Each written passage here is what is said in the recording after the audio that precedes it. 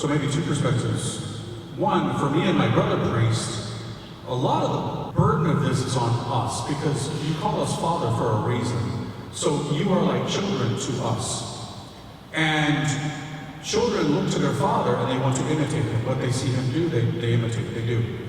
So we need to be reverent during the celebration of the Mass. Because when we're not, the likelihood of you not being reverent is going to be duplicated in 1,000 souls. So you need to see us being reverent in the way that we celebrate Mass, in the dignified way that we do it. I think a lot of these things could be resolved if we return to a lot of the practices that were ditched in previous, times, or were done in previous times that have been ditched recently. Now that doesn't mean we're going back to the 13th century, I'm not advocating that. But there's some key things that could be done that could make a return to reverence is simple. So simple. I mean, I'm all about the Eucharistic revival. That's fantastic. But to me, tabernacle placement is key, for example.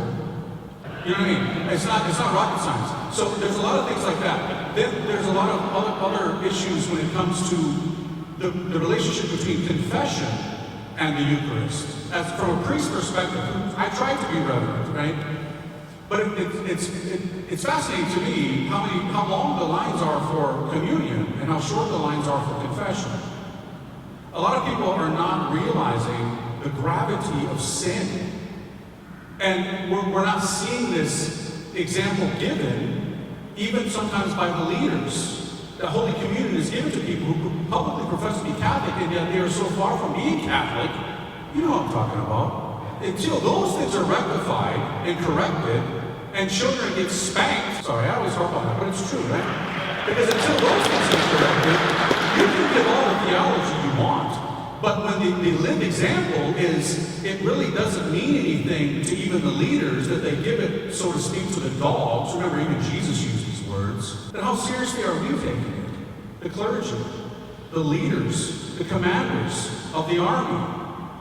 And I would ask you to pray for that, because right now I think the Holy Spirit is really wanting to do something powerful to bring this true revival about. Remember, it's not the Eucharist that needs a revival, it's us who need the revival. And that's only going to come about through preaching, through example, through love. And when those things are working together in the sanctuary and in the pews, bam, you got your revival right there.